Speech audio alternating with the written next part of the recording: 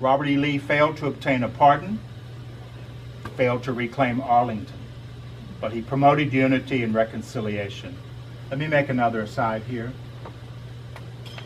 In 1865, when Robert E. Lee surrendered at Appomattox, he lost his citizenship, as did most Confederate officers.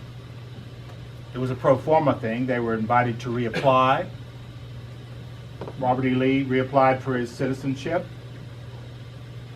His paperwork was conveniently misplaced. Do you know when Robert E. Lee was pardoned? I remember it well. I was a junior at Washington Lee in 1975 when Gerald Ford pardoned him. No. We had a huge party. It was great fun. I promise no more sides. Okay, let me stick to my text here. Benjamin H. Hill later said that Lee was, quote, and this is wonderful, that Lee was, quote, Caesar without his ambition, Frederick without his tyranny, Napoleon without his selfishness, and Washington without his reward. If this last circumstance bothered Lee, he never said so. Instead, he wrote, "We failed, but in the good providence of God, apparent failure often proves a blessing." In fact, Lee rebuffed all suggestions from Benjamin Hill that he accept a high civil office. Lee was adamant that he was not suitable for politics, having been a military man for all of his adult life. When Hill reminded him of Caesar, Frederick the Great, and Napoleon, Lee reminded him that they all became dictators. When Hill reminded him of Washington's dual role, Lee smilingly said, "Washington was an exception to all rule, and there was none like him." Lee's vision of reconciliation included a proper remembrance of history, especially the Revolutionary legacy. Toward this end, he worked to reclaim Washington relics from Arlington, especially those that had been lost to invading Federals. Lee still had a few prized items. A young lady who visited the Lees at Lexington recalled the general rummaging through two trunks while Mary was looking with distress at some Washington letters and pictures. All of these were faded and discolored and even molded and almost defaced from being buried. They had just been recovered, and Mary hoped they could be restored. Two of the things I brought two things to share with you tonight. I brought two pieces, Washington-related pieces that came from Mary Custis' inheritance. One is a book that came from George Washington's library with his signature in it. Both have been restored, which is why I could carry them across campus under my arm. Both of them had been buried. The story is, and I'll tell you more about this tomorrow, the story is that when the Federal troops occupied Arlington, the materials were packed up and sent to Richmond for safekeeping. Well, we know Richmond certainly wasn't a safe place. I don't know what they were thinking. But this was 1861. So then they sent them to Lexington, to VMI. Well, I don't know who thought that was a safe idea either. In 1864, General Hunter made it clear that he was going to, as soon as he got an opportunity, he was going to come to Lexington and burn the town, and most assuredly burn VMI. So they quickly packed up all of the silver, the portraiture, the papers, the books, and I think they must have packed them in barrels and trunks, and they took them outside of Lexington to a little town called Brownsburg, and they buried them in the ground. And you know what happens when you get something buried in the ground? It rots. I was about to say you rot. I mean, you know, that's what happens to your body when you get buried. But so these things were in terrible condition. The two pieces I brought have suffered. They are compromised. That's the official word that we use in my profession. I often refer to them as wretched, but compromised.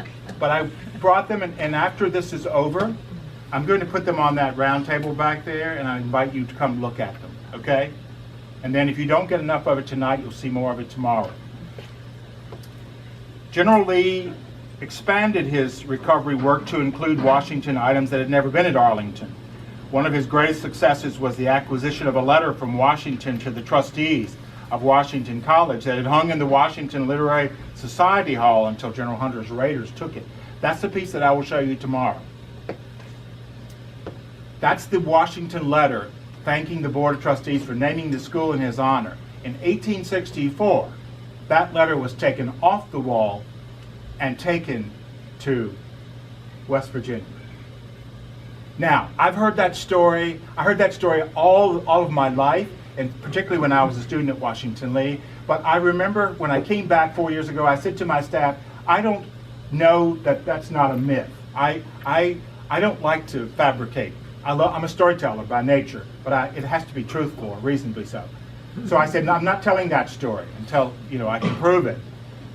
It was just last year that one of my staff members came to me and he said, Tom, I've been working with the Lee papers, and guess what? I found the proof. Here's a letter from a lawyer in West Virginia to General Lee in July of 1866, in which he says, Dear General Lee, Dear President Lee, I enclose for you the Washington letter which I took off the wall in Washington Hall during the Hunter's raid. I thought you might like it back. And by the way, we didn't keep the frame. He implied that some Confederate general wanted to make their acquaintance, and they didn't want to make his acquaintance, and so they left the frame in the rear, they said. That's the letter that you'll see tomorrow. And General Lee was excited beyond belief in July of 1866 when he got it back. General Lee's words often focused on Washington as he struggled to justify his decisions and provide a model for Reconstruction. Unwilling to write his own history, he refused. He edited a second edition of his father's revolutionary memoirs. After his death, the college put General Lee's name alongside Washington's in its title.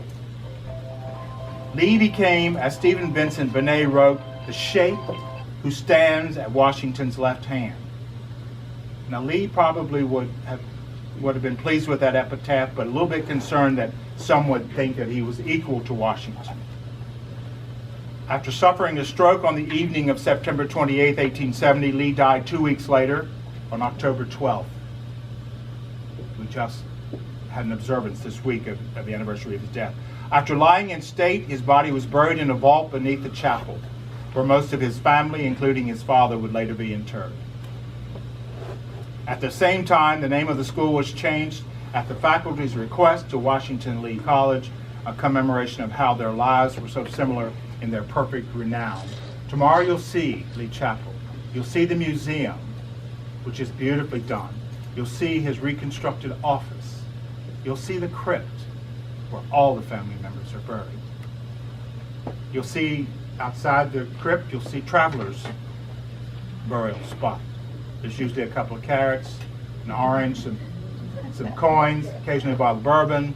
I don't think Traveler drank, but that's a Washington tradition. Connections with George Washington highlighted speeches about Lee after his death. Henry Hilliard declared, "We place the name of Lee by Washington. They both belong to the world."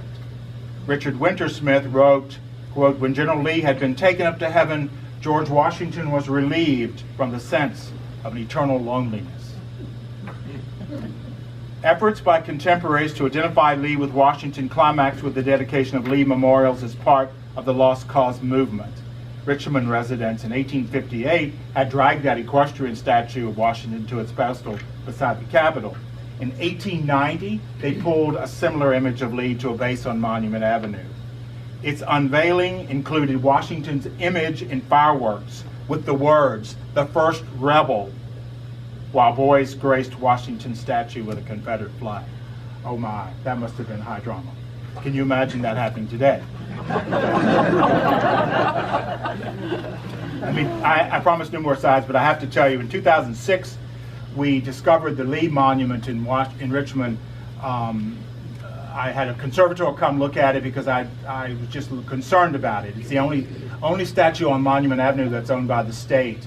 And the conservator said, "We have a problem, Tom. Lee, Traveler has a fissure in his belly." And I said, "What you mean he's splitting?" And he said, "Yes." And I said, "Well, we have to fix Traveler."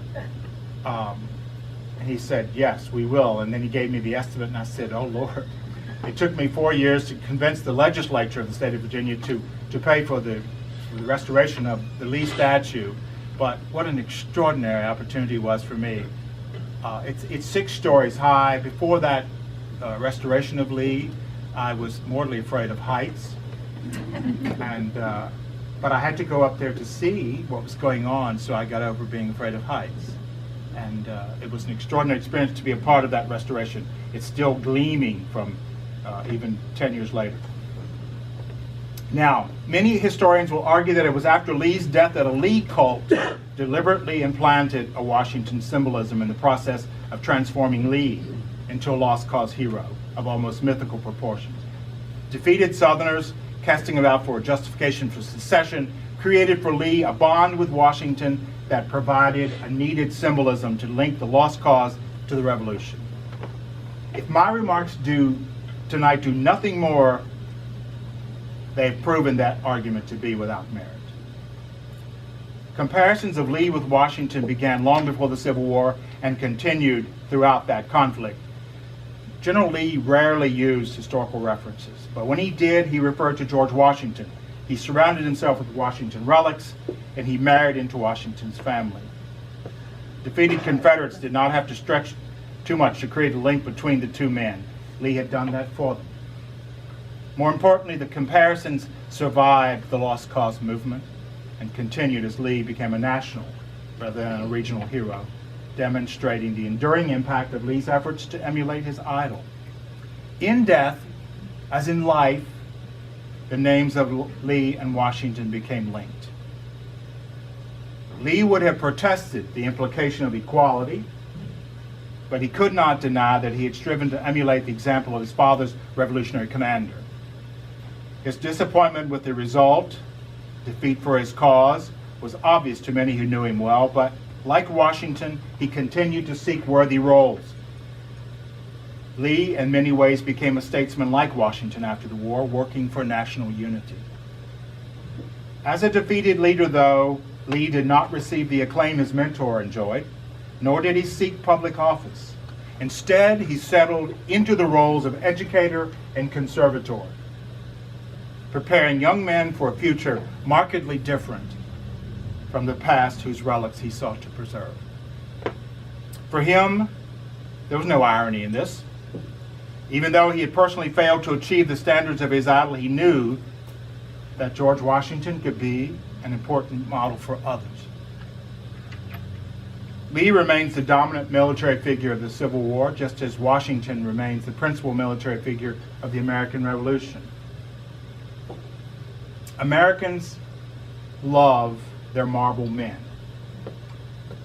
and Lee succeeded better than he knew in emulating the strong, stony mentor that he never met. Thank you.